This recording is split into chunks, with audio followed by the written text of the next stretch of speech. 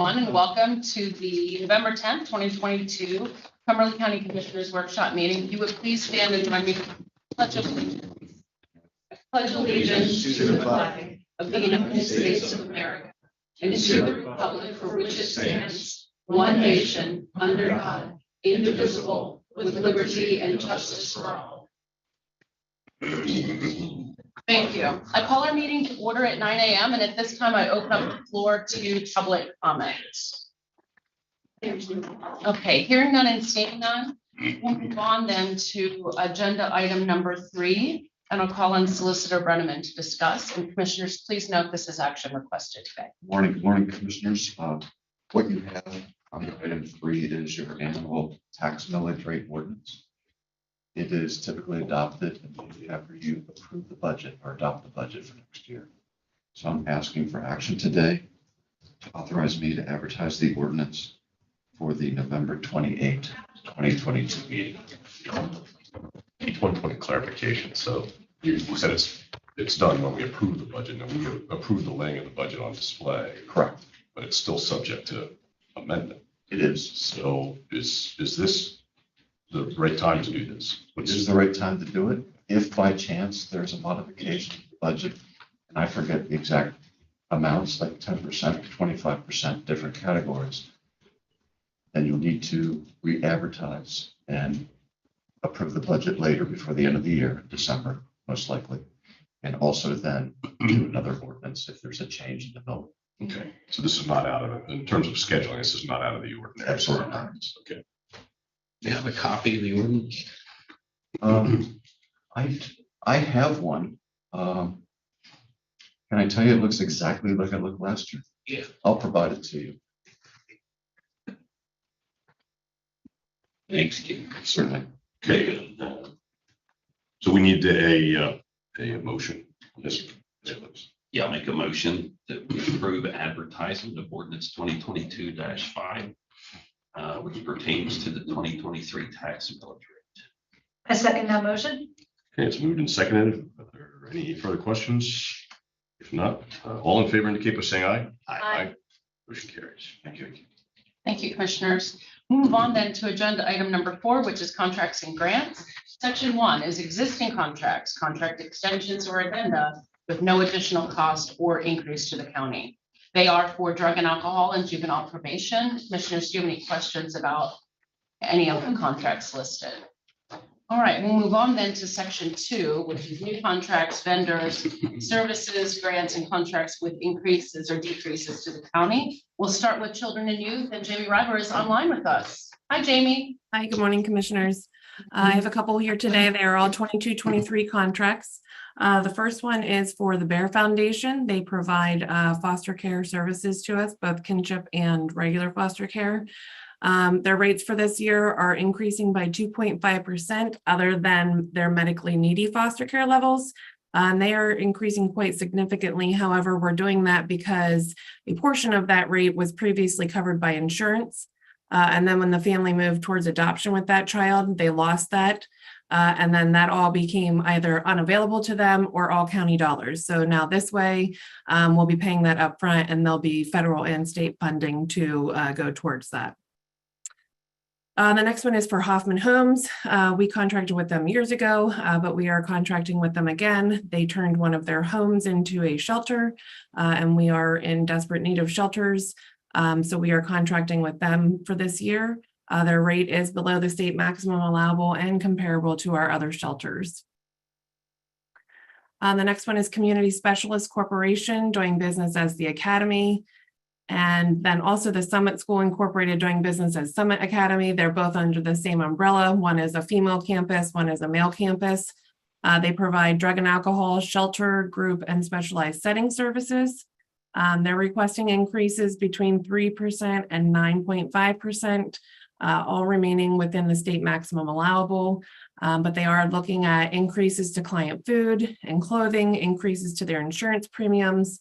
They are doing ongoing and additional training for staff to meet the demands of the youth, continuing upgrades to campuses to increase safety for clients and staff, and expanding their recreational and extracurricular activities.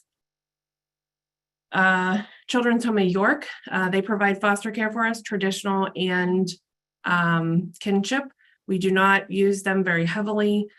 They did actually request higher rate increases than we granted. We did get them to agree to half of their increases, so they range between 19.84% and 21.66%, still very comparable to other foster care agencies and under the state maximum allowable. They are involved in an initiative currently to become an employer of choice, which focuses on increasing their base level wages to draw more qualified and invested direct care staff, and they're experiencing overall increases to their operating costs. And the last one I have is City Mission Livingstone. It's an addendum to their 22-23. They also recently opened a shelter program. And so we want to add that to our contract. And we're also including the one-on-one supervision rates that are sometimes needed for some of our more difficult youth. And there's also transportation costs included now.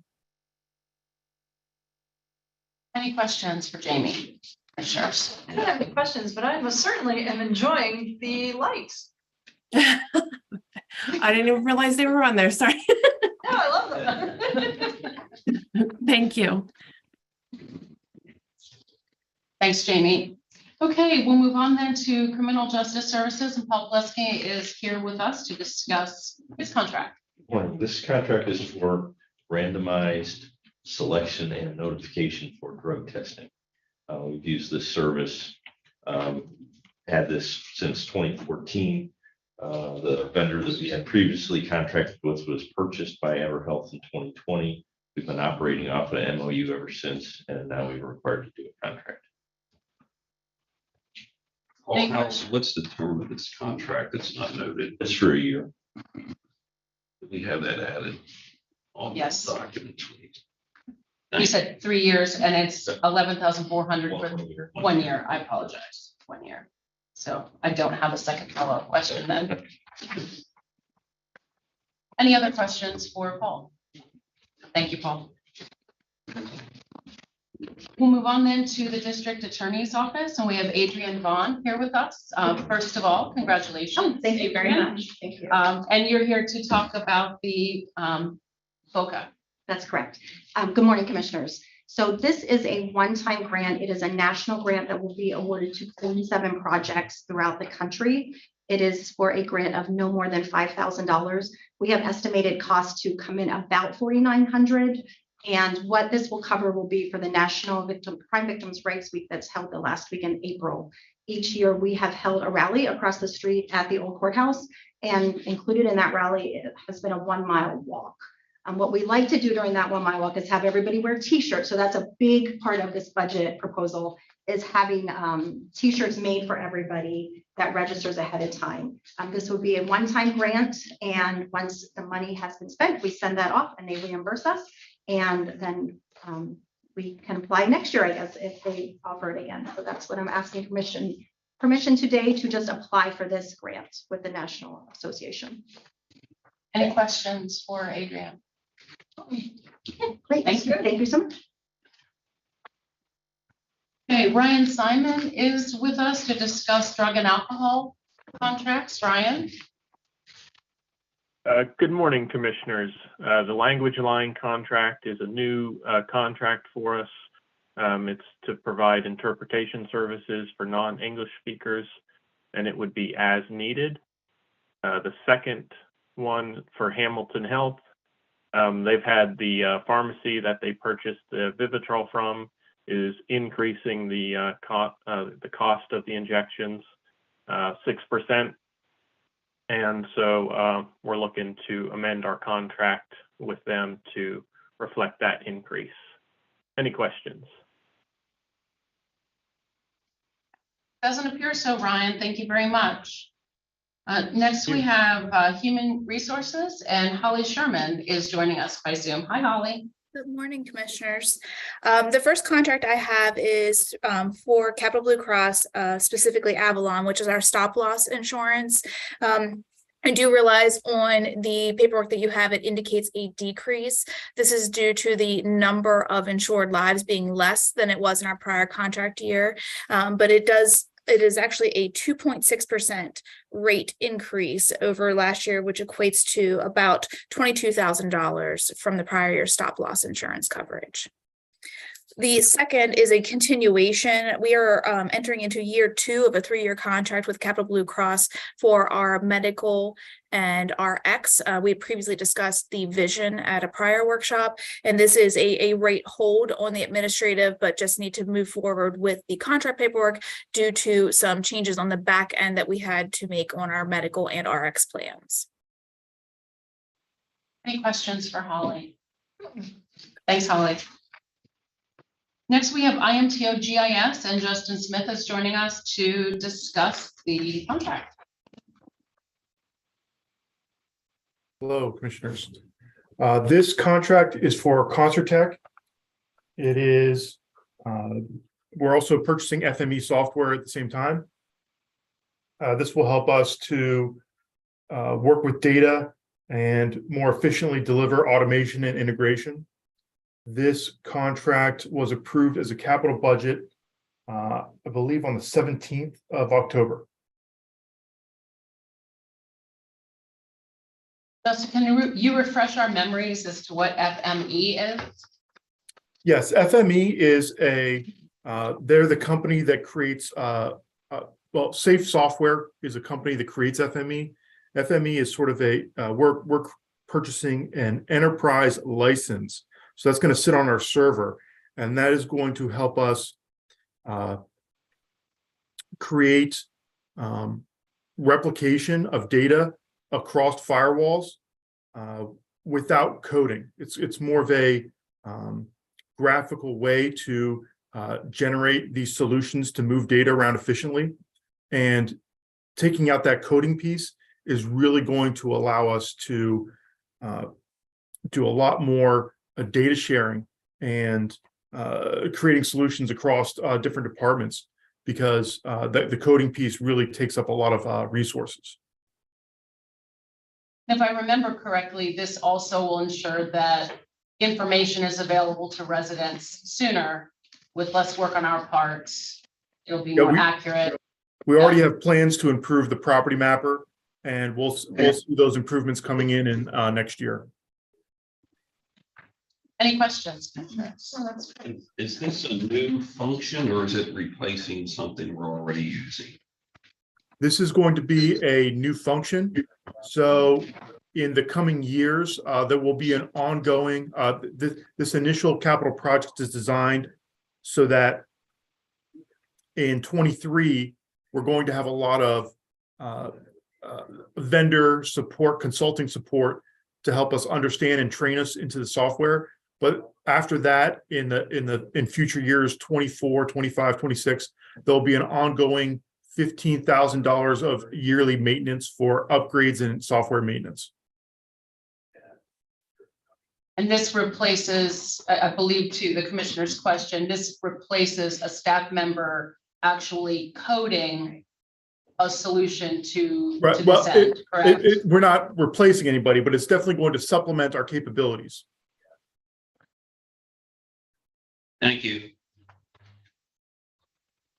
Thank you, Justin. Next, we have MHIDD, and Sue Parva is joining us to talk about a whole slew of contracts. Hi, Sue. Morning, everybody. Yes, so the first 2 contracts are for early intervention. The first one is for Easter Seals for Western Central PA. It is our new contract for this fiscal year, 22-23, and it is, excuse me, for American Sign Language interpretation, and the contract will be for $2,000 to start. The next contract is Living Unlimited Incorporated. It is amendment for this fiscal year 22-23. It's an increase of $3,403 for additional services that they are providing to the children. Then the next group of contracts is for IDD. Keon Enterprises is a transportation provider. This is an amendment to their contract, an increase of $7,492 based on additional services. The next one is, oh boy, Dubum Conquo, doing business as Havila Resources. It's a new contract for fiscal year 22-23. We're going to start them at 2,500. And the last contract is for Vision for Equality. It's a renewal. It is for our I am for Q process, which is our assessment of how we are doing in the community. It's a decrease of $56 for this current fiscal year 22-23. It is for $38,644. And this contract was set on an allocation by the state. Is there any questions? No questions. So thank you very much. Sure. Okay, next we have planning. I'm covering that for the planning staff. Both Kirk and I believe Elizabeth Grant were unavailable today. So first we have the Penn State Extension Master Watershed Stewards, and these are two subcontracts for your consideration for performance of initiatives defined in the National Fish and Wildlife Foundation Innovative Nutrient and Sediment Reduction Grant Award, which is funding subawards in the amount of $20,000 for the Penn State Extension Master Watershed Stewards and $75,000 for the Dickinson College Alliance for Aquatic Resource Monitoring. And I believe I've actually just covered both of those contracts instead of just one of them. And Elizabeth took the time, so I'm going to read this. Alarms scope includes study design for water quality monitoring, volunteer training to collect stream-based restoration data, laboratory analysis and reporting, interpretation and sharing of the collected data. And the steward scope includes volunteer recruitment, mapping, database management, assessment, monitoring, and communications. Commissioners, do you have any questions about either of the planning contracts? Thank you. Move on then to the prison, and Warden Shank is here with us. Morning, Commissioners. This is the prison's annual contract with the Carlisle Area Religious Council for Chaplain Services at Cumberland County Prison. The cost of the contract is $82,539.64. That is an increase of $5,922.92 from last year. And the reason for that increase you'll see is for the chaplain receiving the 2 COLAs that he did not receive because of the contract, wasn't able to receive that. So that's why that increase is more than that. Any questions? Thank you very much. Thank you. Move on then to public safety, and Bob Shigley is joining us on Zoom. Good morning, Bob. Good morning. The first one is a request for a contract with RJ Heath. It's part of the radio project. They'll be completing a structural analysis of the Commonwealth Technology Center Tower. We are co-located there with some of the equipment with the state. That's a state radio site, but because of us adding or working with equipment there, we need to do a structural analysis of the tower. The cost is $2,950, and that's a one-time service. Number 2 is a request to submit a grant application to Energy Transfer. That's to be determined, but not to exceed $55,430 for personal protective equipment for the hazardous materials response team for response to pipeline emergencies. Any questions on that? I don't have a question, but Bob, I'm really glad we're going to take advantage of the Energy Transfer Grant. That's just great. Yeah, we've been in coordination with them, and I think we'll work to what they think would be a successful application based on their feedback, and then adjust the amount once we have further coordination with them. Excellent. Thank you. Thanks. The third one is in coordination with the planning department and GIS. We're required to update our hazard mitigation plan every 5 years. The current one does not expire until 2026, but we did receive a notice of funding opportunity from the Department of Homeland Security for what they call the BRIC. It's Building Resilient Infrastructure and Communities Grant.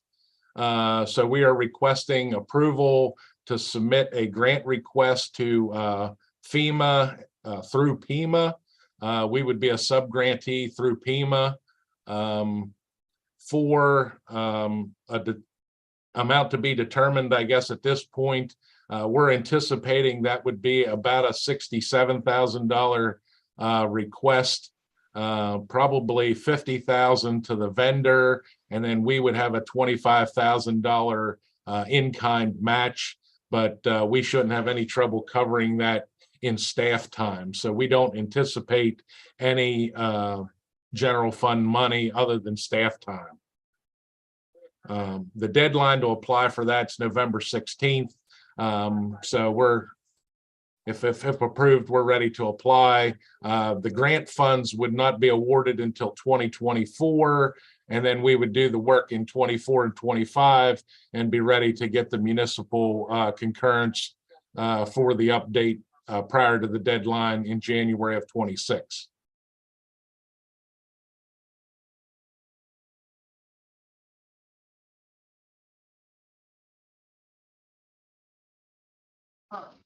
It looks like Mr. Shively is frozen. Perhaps. Give this a second and see it.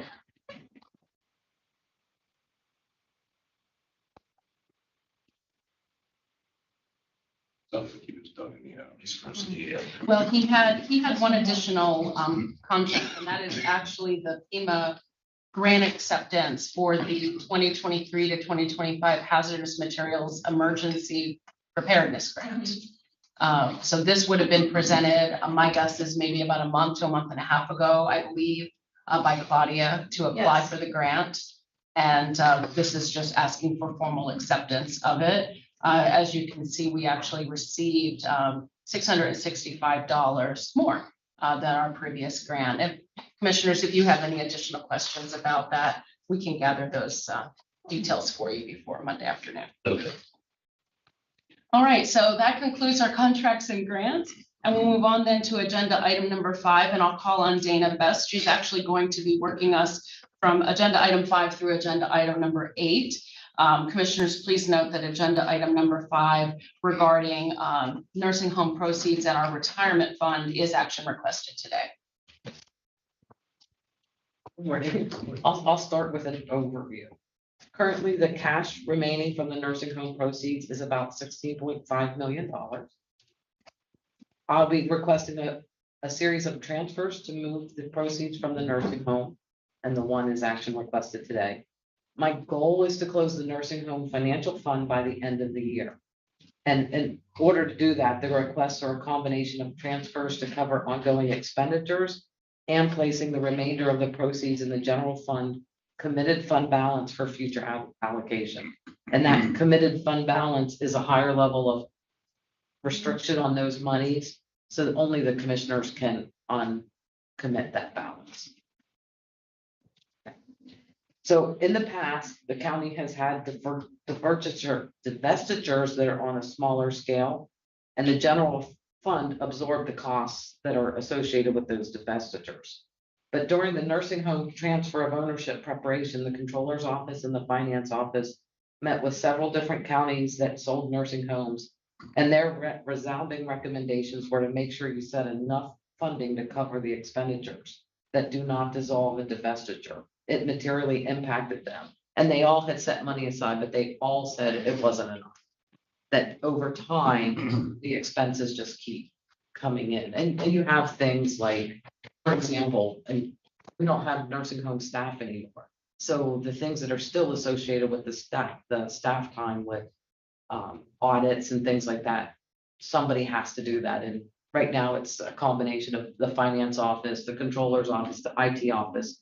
I imagine that we'll all be involved in the different audits and things. So this will help offset some of those, what we used to call indirect costs are now more like a direct cost. So now I'll jump to number 5. This is the first transfer related to expenses, and this is a motion to transfer the $4,150,000 from the nursing home proceeds to the retirement fund to be amortized over a number of years. what that is doing is the actuary actually presented to the retirement board in June on how this would affect everything. And my quick synopsis of what it means in English is currently the county pays about 7.5% of salaries to the actuarial determined contribution. If we do nothing, that percentage, and the market stays the same, that percentage would go up to 9%. So the goal of transferring this money is to keep that percentage relatively steady. So if the board approves this transfer, once the funding is in the retirement fund, the retirement board actually makes the final decision on how long it's amortized over and those types of things. Did you guys want to? Any discussion or questions on that one? I have a question, Dana. We had talked about this months ago, this 4.15 million, that is not a material change from back then, correct? It is not, it is a little bit more. Yeah. We had been talking about 3.6 to, I believe the number was 3.8 million. But some of the other expenditures, I lowered that amount and I just moved it into the retirement. In the long run, it has the same impact. It's just from a current year expense into the amortization. Okay. Dana, is it fair to say that by moving this money, this is a piece of guaranteeing that former nursing home employees have their retirement available to them when the time comes? Yes. Okay. I know that, I'm thinking, it's kind of, yeah, I think the It's part of retirement, funding that obligation to them. it's funding the obligation. Okay. Do we know how many folks took their money out versus how many retained it in the retirement plan? I do not, and I would have to check with the controller, but I think that people are still making those decisions. So we don't know true number for a while. Correct. Additional questions? There's no questions, what are ten? I will move to transfer $4,150,000 from nursing home proceeds to the retirement fund to be amortized over a number of years as determined by the actuaries who provide guidance to the retirement board. Second. Okay, it's moved and seconded. Any additional questions before we go? So all in favor indicate by saying aye. Aye. Motion carries. Thanks, Dave. All right. And then for number 6, I'm recommending to transfer $4,584,071.11 from the nursing home to the general fund to cover ongoing costs as well as potential costs and fees associated with the nursing home. Examples of the expenses are revenue reimbursements, like if we have an audit finding and they say we have to pay some money back, it's the ongoing salaries for people that are still working on nursing home related expenses. It's the indirect costs. The indirect costs are charged on a 2-year arrear. So we have 2 additional years of indirect costs to pay. Plus we have a little bit in there so that it doesn't automatically just impact the general fund and all 1 year. We'll slowly amortize that over time.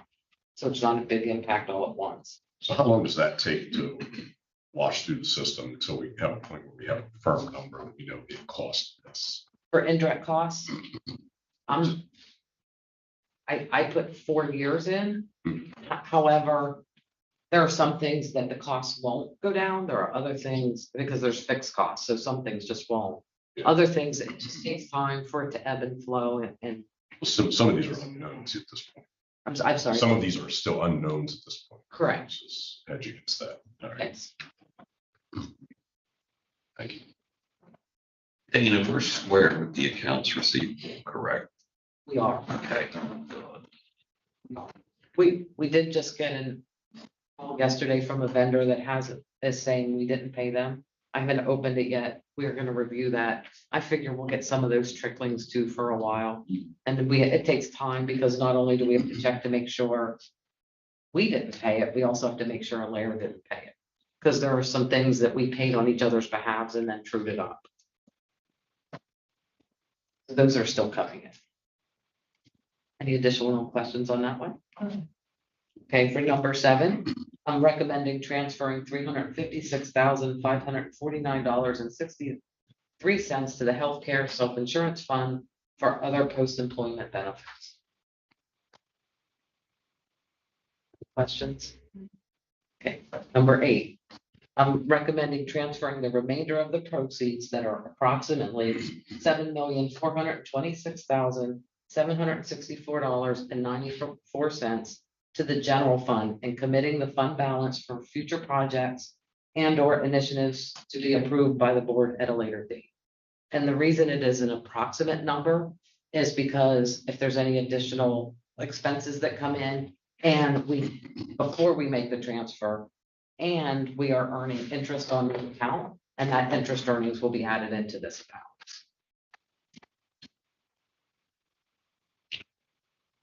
I do have a question on this one, since it refers to future projects and such. So of this number, does this include the money that was identified as past subsidy to the nursing home that is due to the county?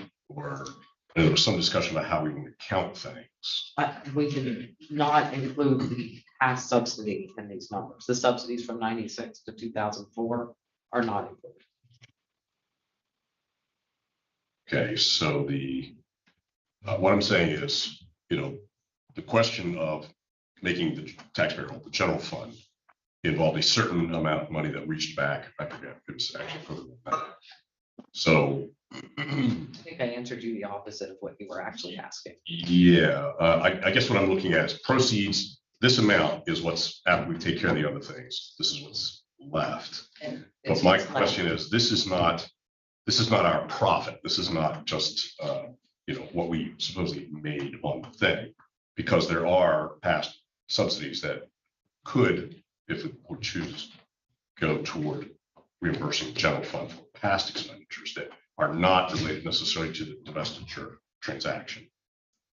Yes, and so I did not include any past subsidy allocations when I considered the reimbursements to the general fund. So if the board would choose to do a subsidy reimbursement, it would come out of that 7, out of number 8. Right, okay. So there's a substantial number out there that we could reimburse ourselves for past expenditures. Yes. All right. I did bring the number. I guess what I'm concerned about is, some of the dialogue out there is like, well, this is your profit, so treat it like fun money, So I'm not sure that's a characterization that's really fair. Did you want the number? I do have it. Yes, please. The subsidy was in dollars that we actually paid was $2,255,762. And when you adjust for the time value of money, it's $6,463,578. When was that subsidy? 1986 to 2004. Those shortfalls during those years, were they not made up with, I'll say, overages in following years? So I'm trying to understand, is that a true subsidized number? I guess what I'm trying to say, could it have been absorbed later? So this was a analysis that I did in around the 2002 timeframe, maybe 2003. And at that time, we were determining, because what was occurring was sometimes the general fund would pay the nursing home and sometimes they would pay back. And so at that time is when I went to the board and requested that the nursing home be able to keep the profits instead of paying back the historical subsidy. And so that's where that nursing home fund balance had come from. The board at the time had approved keeping the profits of the nursing home there to subsidize for years when there was subsidy needed to keep from impacting the general fund positively, negatively in a major way from year to year. And that's because the nursing home was a going concern then of the county, municipality of the county. Well, which is hot. so it was transitioning from the port farm to a nursing home, and we still had a substantial amount of subsidy. And then in the 90s, trying to look at my numbers quick. In the, yeah, in the late 90s, the nursing home began to be, I don't want to say profitable, but there were subsidy years and non-subsidy years. In around 2000, 2001, that's when another renovation was done and some things were changed. And the goal was for the nursing home to run at a break even or a profit. In general, like some years, maybe we would have to subsidize, but overall, it would run and be self-sustaining. Yeah. Self-sustaining is the word I was looking for. Right, and so since about 2000, until we got near to the divestiture, we were maintaining the fund balance, and then we started drawing the fund balance down. And we made changes throughout time to make that happen. Like there was a union negotiation where the union employees actually, it was a give and take, and you know, so it wasn't like we were always self-sustaining. We had to make changes to be self-sustaining. That was the intention in the 2000s, was that from now on, the nursing home will be self-sustained. My question, Dana, maybe you answered, I'm sorry. The 2.255 million you mentioned from 1986 to 2004, was that absorbed 2005 through the future? No. Okay, that's what I'm trying to get at. Okay, thanks. Any other questions for Dana? All right. Thank you. Thanks, Dana. We'll move on then to agenda item number 9, and Justin Miller is joining us to discuss some advertising. And I did actually tell Justin yesterday that he needed to come with a nice new background, and he has delivered. So Wow. Very nice, very nice. You were up all night looking for that, weren't you? There you go. Yeah. Okay. So I have 3 bids I'm requesting permission to advertise, all related to our yard waste recycling equipment. First one would be a bid to move the equipment around between municipal sites. The current contract expires on December 31st. So it's time to go out to bid for that one. The next 2 actually used to be, previously were under one contract. The company that had that Deacon equipment, they closed up shop back in the spring. We've been limping along doing purchase orders to keep the equipment running. I believe the time is right to go out to bid and see if we can get a contract for this maintenance and repair work. And I've decided to split them into 2 components, one focusing on our leaf recycling equipment and one focusing on our wood recycling equipment, hoping that might draw some more interest. I did want to mention when I first sent these over, I had a due date of November 23rd. I plan to change that to Monday, November 28th. For several, it gives the bidders a little more time. Plus, I have a conflict now on the 23rd. Looks like I'm going to have to be at the recycling center. I did talk to Jen Hip yesterday. She would be available on the 28th to open bids. But I did want to mention that to you. Any questions for Justin? Thank you. And again, really like that background. That's really nice. All right, thank you. We'll move on then to agenda item number 10, and I'll call on Yvonne Swarner. She's joining us by Zoom to discuss the, or request rather, the acceptance of an award for janitorial services. Commissioners, please note this is action requested. Yvonne? Good morning, Commissioners. We're requesting to award the janitorial services bid to DSC Solutions.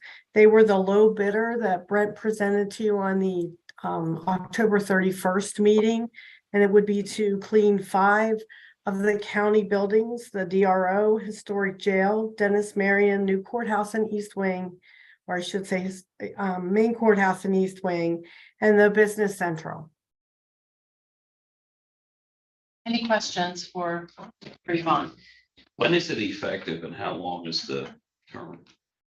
It is not effective until next year. I believe it's March 1st is when the effective date would take effect, and it is for, I don't have that in front of me, but I think it's 3 years off the top of my head. I think we need to know that information. Okay.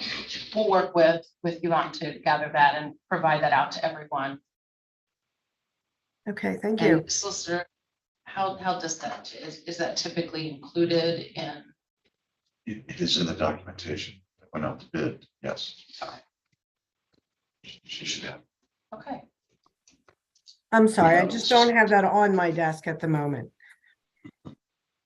Yeah, no, that's fine, Yvonne. We'll reach out to you and again, we'll get that circulated to everyone, so that there's time to review that before the meeting on Monday. Okay, thank you. Is this causing a problem by not doing it today? Oh, I'm sorry. Yeah, That, it's thank action you. It is requested action requested today. Yvonne, do you happen to know? And I know you're probably filling in, but do you happen to know whether, like, the reason for the action requested? I'm pulling a file here to see if I have it.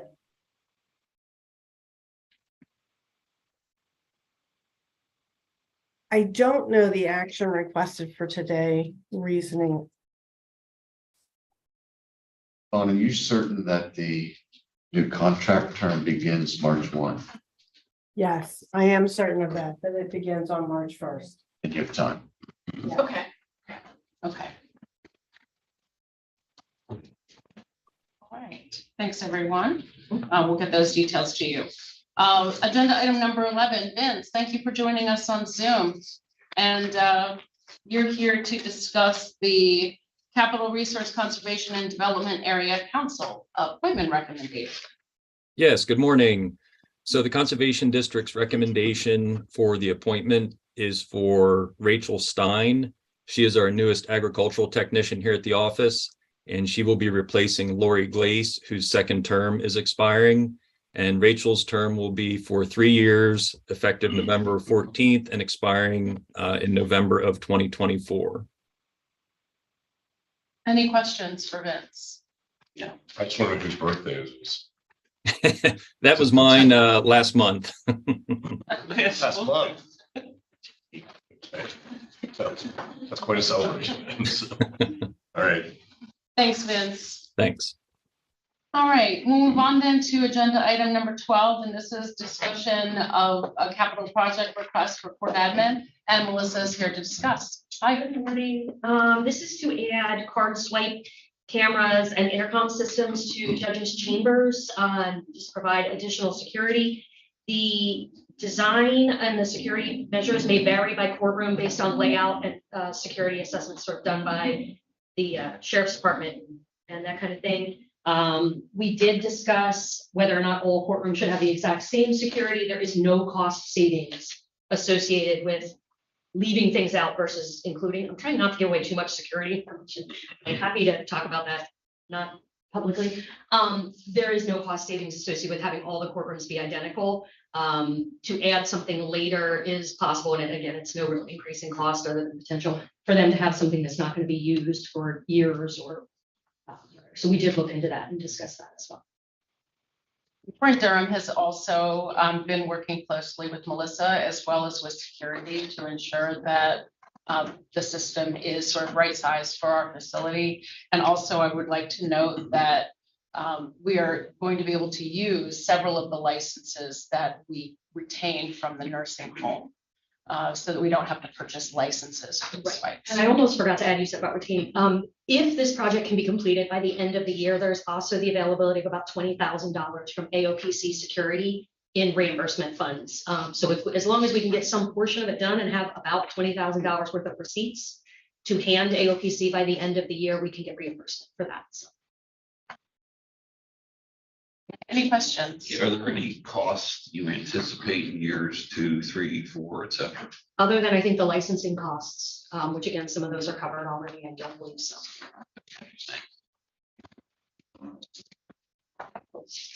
Okay. Thank you. We'll move on then to agenda item number 13, which is Commissioner's Liaison Report. So Paul. Casey, one moment.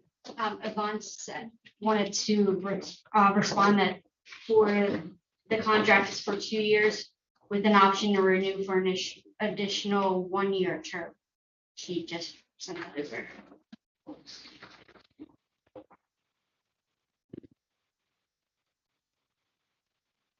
Okay.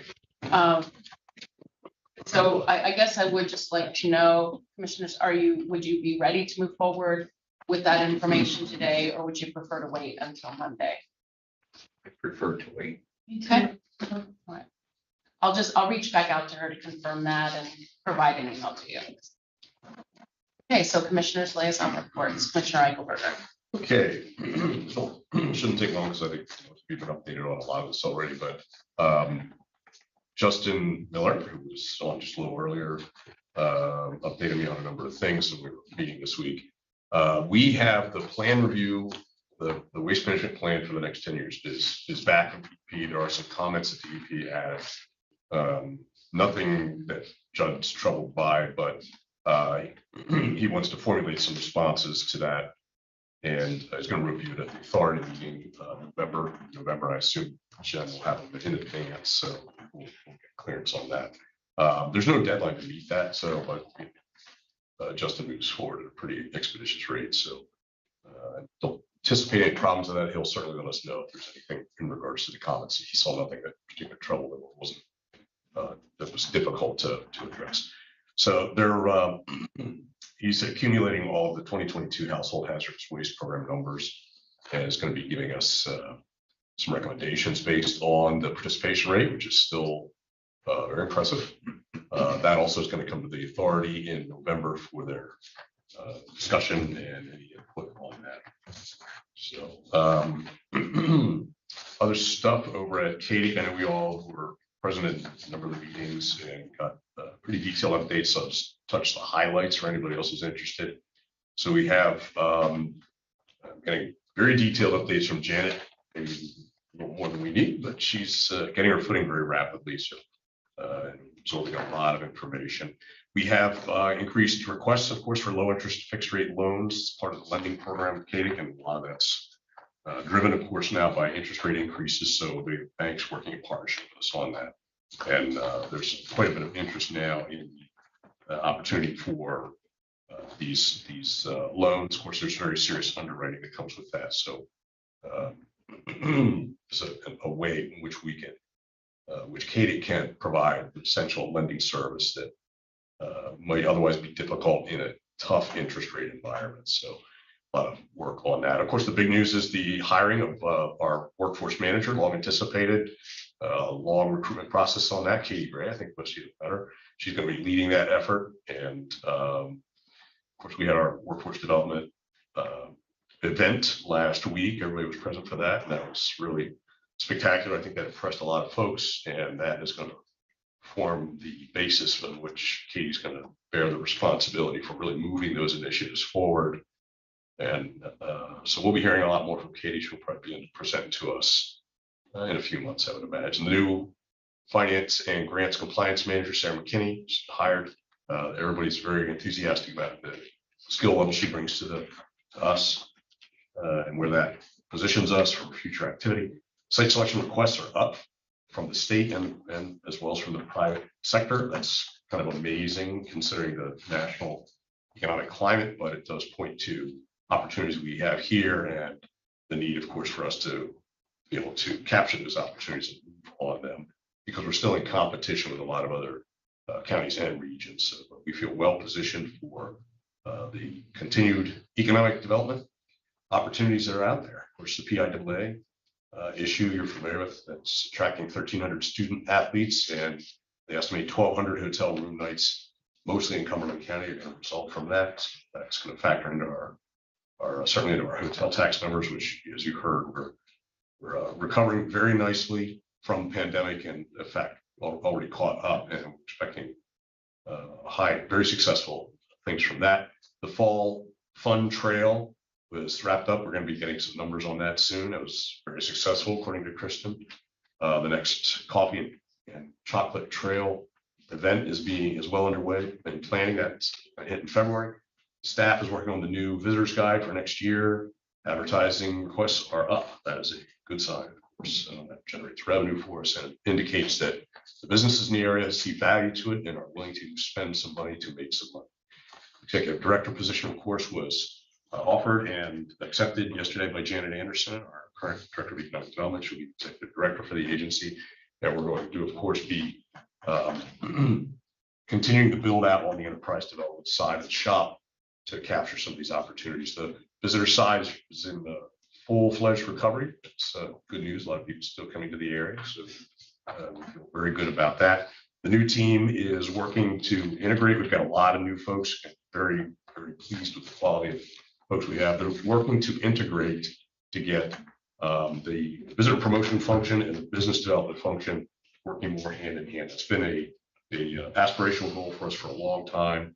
We are the only county in Pennsylvania that's actually doing that, so we're breaking some new ground. It's been a tough nut to crack, but we think with the talent we have, we're going to see very rapid progress on that. Of course, Janet's experience and ideas and Kristen's experience working with us for years on the tourism front, they're just, I think they're going to be dynamite working together. So the potential there is very significant for us to gain on both sides of that function.